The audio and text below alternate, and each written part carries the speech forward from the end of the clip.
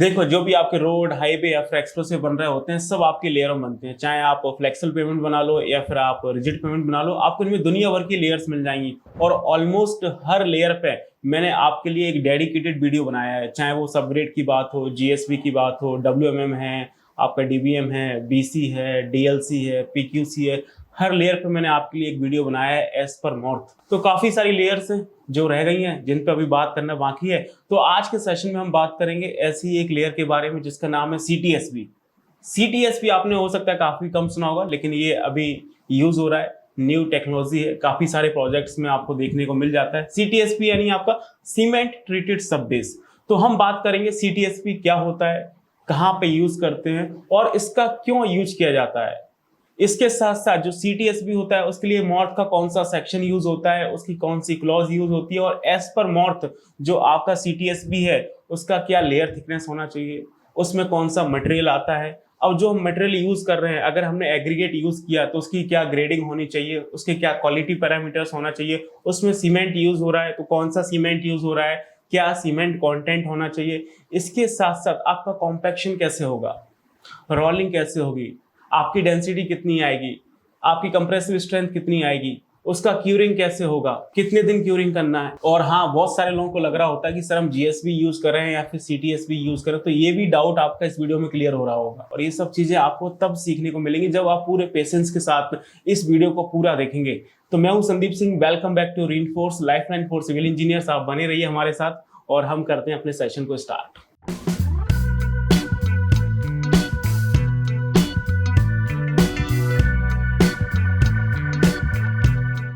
तो सबसे पहले हम बात करते हैं सीटीएसबी होती क्या है। सीटीएसबी यानी आपका सीमेंट ट्रीटेड सब बेस। अब ये सीटीएसबी क्या है, ये भी आपका एक तरह से लेयर है। जैसे बाकी लेयर्स होती हैं उस तरह से जो आपका सीटीएसबी है वो एक तरह से आपका सब बेस का लेयर है। आप सभी को पता है जो भी आपका पेमेंट बनता है वो लेयर्स में बनता है, जिसमें सबसे पहले आपका सबग्रेड का लेयर आता है, फिर सब बेस का लेयर आता है, फिर उसके ऊपर आपका बेस कोर्स का लेयर आता है, और उसके बाद फिर आपका सरफेस कोर्स का लेयर आता है, जिसको आप बियरिंग कोर्स भी बोल सकते हैं। तो जो आपका सीटीएसबी है वो आपका सब बेस का एक लेयर है। सब बेस में बहुत तरह की लेयर्स आती हैं, उसमें से आपका जो सीटीएसबी है वो एक आपका टाइप है। तो आप ऐसे बोल सकते हैं कि जो आपका सीटीएसबी है वो आपका सब बेस का एक टाइप है, जिसमें आपका जीएसबी भी आ रहा होता है। सब बेस में आप चाहे जीएसबी यूज करें या फिर आप सीटीएसबी यूज करें, तो जैसे आपका सब बेस में जीएसबी आता है उसी तरह से आपका सब बेस में सीटीएसबी आता है। तो सीटीएसबी क्या है, एक सब बेस का टाइप है, जिसको हम लोग जो आपके ग्रेनुलर मटेरियल होते हैं, जैसे आपका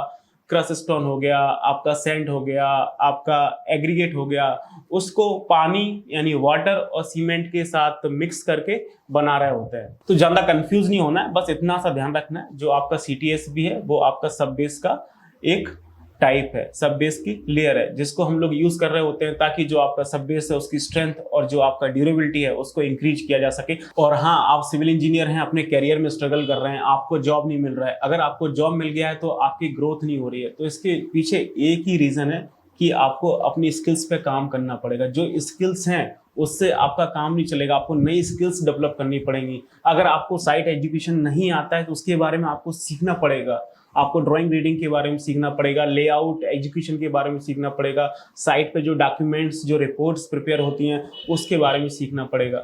अगर ये सारी चीज़ें आती हैं, आप साइट हैंडल कर लेते हैं, तो उससे बाहर निकल के आपको क्वांटिटी सर्वेइंग के बारे में सीखना पड़ेगा, बार बेंडिंग शेड्यूल के बारे में सीखना पड़ेगा, आपको एस्टिमेशन कॉस्टिंग के बारे में सीखना पड़ेगा, आपको बीओक्यू कैसे बनाते हैं वो सीखना पड़ेगा, रेट एनालिसिस के बारे में सीखना पड़ेगा, बिलिंग के बारे में सीखना पड़ेगा। तो जाके आप अपने आप को आगे ले जा सकते हैं, अपनी ग्रोथ कर सकते हैं। और ये सारी चीज़ें भी आती हैं फिर भी आपकी ग्रोथ नहीं हो रही है, तो फिर आपके पास एक ही ऑप्शन है कि आप प्लानिंग के बारे में सीखें, प्रोजेक्ट मैनेजमेंट के बारे में सीखें, प्राइमेरा P6 की सीखें। जो आपको प्लानिंग इंजीनियर बनने का और प्रोजेक्ट मैनेजर बनने का सपना पूरा कर रहा होगा, वो सिर्फ एक ही चीज़ है, वो है प्राइमेरा P6। और इन सभी स्किल्स को डेवलप करने के लिए, सिखाने के लिए रीइंफोर्स आपको ट्रेनिंग प्रोग्राम ऑफर करता है। रीइंफोर्स आपके लिए लेके आया है 2 महीने का प्रैक्टिकल ऑफलाइन ट्रेनिंग प्रोग्राम, जो कि हमारे हेड ऑफिस दिल्ली में 15 जून से स्टार्ट होगा। और इस ट्रेनिंग प्रोग्राम में हम लोग building projects, highway projects, bridge projects का ये सारी स्किल्स आपको सिखा रहे होंगे बहुत ही अफोर्डेबल प्राइस में। तो अगर आप दिल्ली आ सकते हैं, अदरवाइज दिल्ली एनसीआर में है या फिर आसपास कहीं भी हैं, आके चीज़ें सीखना चाहते हैं, अपनी स्किल्स डेवलप करना चाहते हैं, तो नीचे दिए नंबर पे कॉल करके इंक्वायरी कर सकते हैं, अपनी काउंसलिंग करा सकते हैं। अदरवाइज हमारे हेड ऑफिस में आके पूरा 2 घंटे का फ्री डेमो कम काउंसलिंग सेशन ले सकते हैं। और हाँ, आप लोग दिल्ली नहीं आ सकते तो टेंशन लेने वाली बात नहीं है, जहाँ पे हैं वहाँ पे बैठ के आप अपनी स्किल्स डेवलप कर सकते हैं। इसके लिए आप हमारा एप्लीकेशन रेनफोर्स डाउनलोड कर लीजिए, जो कि आपको गूगल प्ले स्टोर पर मिल जाएगा, जहाँ पे सारे कंस्ट्रक्शन कोर्सेज एक बहुत ही अफोर्डेबल प्राइस में आपको मिल रहे होंगे, जहाँ पे आप चीज़ें सीख के अपनी स्किल्स को डेवलप कर सकते हैं और आगे बढ़ सकते हैं। आगे चलते हैं, मुद्दे की बात करते हैं। आगे बात करते हैं डिटेल में कि हम लोग सीटीएसबी को कहाँ पे यूज करते हैं। तो जो आपका सीटीएसबी है उसको आप फ्लेक्सिबल पेमेंट में भी यूज कर सकते हो, जो आपका बिटुमिन का डामर का रोड होता है। आप चाहो तो उसको रिजिड पेमेंट में भी यूज कर सकते हो, जो आपका सीसी का रोड होता है, सीमेंट कंक्रीट का रोड होता है। आप बेसिकली देखेंगे जो आपका सीटीएसबी का लेयर है वो आपका सीमेंट ट्रीटेड बेस होता है, या फिर आपका वेट मिक्स मैकेडम होता है, या फिर जो आपकी बिटवीन की लेयर्स होती है उसके नीचे आ रहा होता है। अभी मैं इसका पूरा आपको एक डायग्राम दिखाऊंगा तो आपको अच्छे से क्लिक हो जाएगा कि सीटीएसबी की लेयर है वो कहाँ पे प्रोवाइड की जाती है। और अगर आप इसको फ्लेक्सिबल पेमेंट में देखेंगे तो आप इसको लोअर लेयर में डाल सकते हैं। रिजिड पेमेंट में भी आपका ये ऐसे सपोर्ट लेयर पेमेंट के नीचे आ रहा होता है। कुल मिला के आप ये डायग्राम देखेंगे तो आपको सारी चीजें एक बार में अच्छे से क्लियर हो जाएंगी। आप इसको ध्यान से देखिए लेयर डायग्राम को। तो बेसिकली क्या होता है, सबसे नीचे आपका सबग्रेड आता है, ठीक है ना।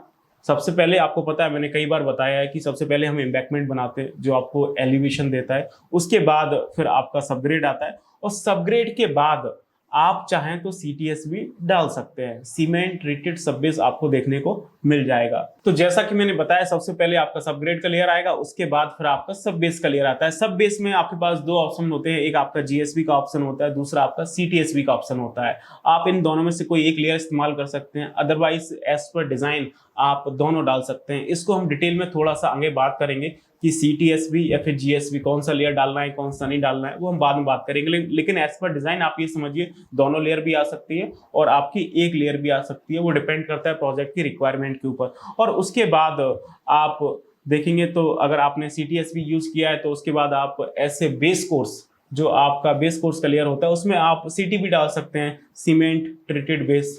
अगर आपने सब बेस में जीएसबी डाला है तो आप सब बेस में डब्ल्यूएम का इस्तेमाल कर सकते हैं, वेट मिक्स मैकेडम का। और उसके ऊपर से आपका सरफेस कोर्स और वियरिंग कोर्स आता है, जिसमें आपकी बिटवीन की लेयर आ रही होती है।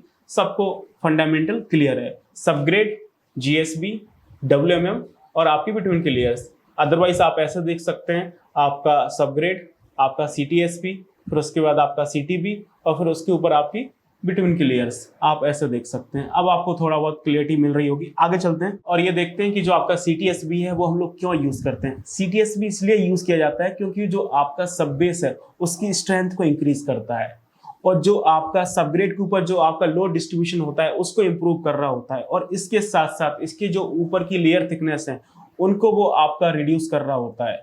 जो भी आपकी लेयर्स आने वाली हैं सीटीएसपी के ऊपर, उनकी जो लेयर थिकनेस है वो आपकी कम हो जाती है, और इसके साथ साथ जो लेयर में डिफॉर्मेशन हो रहा है उसको भी कंट्रोल कर रहा होता है, और जो आपका मॉइस्चर कंटेंट होता है उसको भी रजिस्ट करता है। और इसके बाद देखेंगे जो आपका सीटीएसबी होता है, that provide a firm and stable working platform for construction of base layer.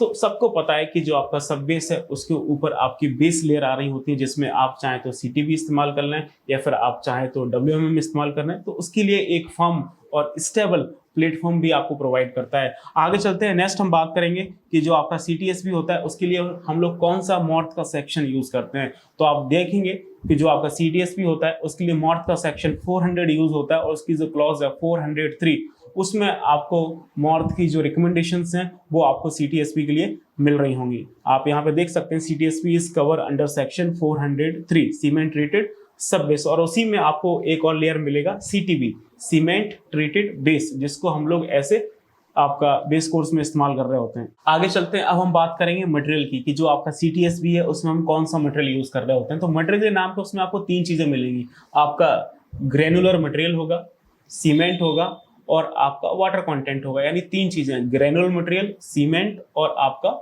पानी।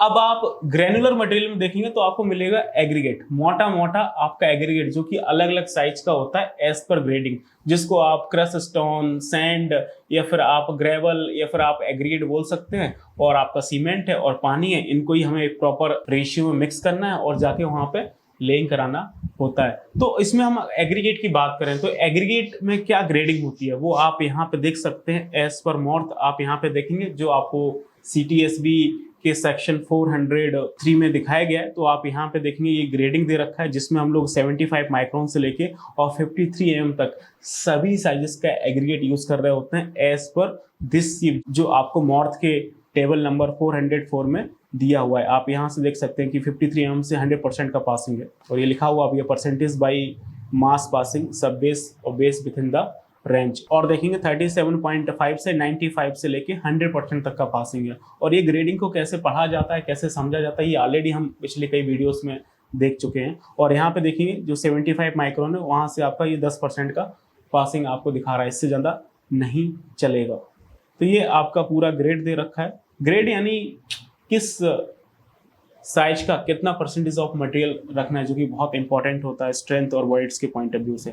आगे देखेंगे नेक्स्ट, इसमें मटेरियल के नाम पे आपको मैंने बताया ही कि आपका जो एग्रीगेट है जो हम लोग यूज कर रहे होते हैं एज पर मॉर्थ टेबल 404। और इसके बाद जो भी आप एग्रीगेट यूज कर रहे हैं वो आपका फ्री फ्रॉम ऑर्गेनिक और जो आपका डिलीटरियस सब्सटेंस है वो नहीं होना चाहिए। ओनली प्योर और प्योर आपका ग्रैनुलर मटेरियल होना चाहिए। इसके बाद अगर हम सीमेंट कंटेंट की बात करें तो जो आपका सीमेंट कंटेंट है वो आपका मिनिमम 2 से 4% है। Why weight depend upon the design mix and strength required in a particular pavement. और एक और चीज है जो इसकी स्ट्रेंथ को जस्टिफाई करता है, that is your unconfined compressive strength, जिसको आप UCS बोलते हैं। वो कितना होना चाहिए? मिनिमम आपका 1.5 मेगा पास्कल यानी न्यूटन पर mm² eight 7 days as per मॉर्थ। तो ये इसका मिनिमम स्ट्रेंथ है after 7 days 1.5 mega pascal. Next देखेंगे अगर हम इसमें लेयर थिकनेस की बात करें तो इसका जो कॉम्पैक्टेड थिकनेस है जिसी को हम कंसीडर करके चलते हैं वो आपका 100 से 200 mm तक हो सकता है। और इसका जो कॉम्पैक्शन है आफ्टर रोलिंग वो कितना है? वो है आपका minimum 98% of modified Proctor density. जो भी आपका मॉडिफाइड डेंसिटी आता है उसका 98% आपको कॉम्पैक्शन। कोई भी चीज 100% तो नहीं हो सकती लेकिन एटलीस्ट आपको 98% तो चाहिए। इसके बाद अगर हम इसकी क्यूरिंग की बात करें तो at least 7 days most curing before placing the next layer. तो नेक्स्ट लेयर को प्लेस करने से पहले आपको 7 दिन का इसमें क्यूरिंग करना पड़ेगा। और बाकी इसमें कॉम्पैक्शन करते हैं तो उसके लिए हम लोग रोलर का इस्तेमाल कर रहे होते हैं। और इसमें जो भी रोलिंग करनी होती है आपको पता है कि हम लोग किस तरह से रोलिंग करते हैं। मैंने कई बार अपने पिछले वीडियो में बताया, जो भी आपका रोलिंग स्टार्ट होता है वो हम लोग कॉर्नर से स्टार्ट करते हैं, then gradually moves towards the centre, ताकि प्रॉपर हम लोग कैम्बर वगैरह मेंटेन कर सकें, बाकी सारी चीज़ें कर सकें। जो भी रोलिंग हो रही है कुल मिला के आपको कॉर्नर से स्टार्ट करनी है, रोल करते करते आपको सेंटर तक आना होता है। और जो भी रोलिंग स्पीड है वो आपको 5 किलोमीटर/आवर से कम रखनी होती है। तो ये सारे स्पेसिफिकेशंस हैं जो आप यहाँ पे देख सकते हैं, जो मैंने आपको फिल्टर करके दिए हैं एज पर मॉर्थ सेक्शन 403। बाकी डिटेल्स आपको पढ़नी है तो आप मॉर्थ के सेक्शन 403 में जाके पढ़ सकते हैं। अब एक चीज़ ये और रह गई, आपके दिमाग में ये चल रहा होगा कि सर हम लोग CTSB यूज़ करें या फिर GSB यूज़ करें, तो इनमें से कौन सा यूज़ करें? तो देखिए भाई साहब, हम दोनों यूज़ कर सकते हैं। CTSB भी यूज़ कर सकते हैं और GSB भी यूज़ कर सकते हैं। ये डिपेंड करता है हमारे प्रोजेक्ट रिक्वायरमेंट के ऊपर। अगर आपके नेशनल हाईवे के प्रोजेक्ट्स हैं, एक्सप्रेसवे के प्रोजेक्ट्स हैं, स्टेट हाईवे के प्रोजेक्ट्स हैं, या फिर जो आपकी रिंग रोड्स वगैरह बन रही हैं, तो उसमें आप दोनों लेयर डाल सकते हैं। सबग्रेड आ जाएगा, उसके ऊपर से आपका GSB का लेयर आ जाएगा, फिर आपका CTSB का लेयर आ जाएगा। तो ये जो आपका CTSB है वो आपका स्ट्रेंथ एड ऑन करेगा आपके पेमेंट में, और जो ऊपर की लेयर की थिकनेस उनको कम करेगा।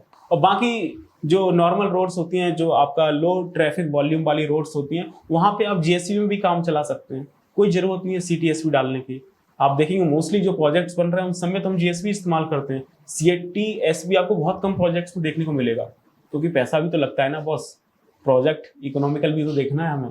तो दोनों लेयर के अलग अलग फंक्शन है। जो आपका GSB है वो ड्रेनेज लेयर की तरह काम करता है, फिल्टर मीडिया की तरह काम करता है, और जो आपका लोड है उसको सबग्रेड के ऊपर डिस्ट्रीब्यूट कर रहा होता है। वहीं पे आप देखेंगे जो आपका CTSB है वो स्ट्रेंथ एड ऑन कर रहा होता है, और जो ऊपर की लेयर थिकनेस है उसको कम कर रहा होता है।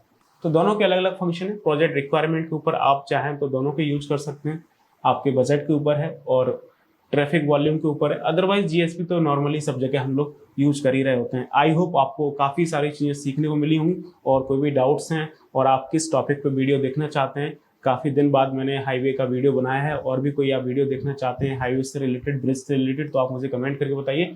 आने वाले सेशंस में हम बात कर रहे होंगे। बाकी मिलते हैं नेक्स्ट वीडियो में। Till then keep learning and keep exploring. Thank you so much.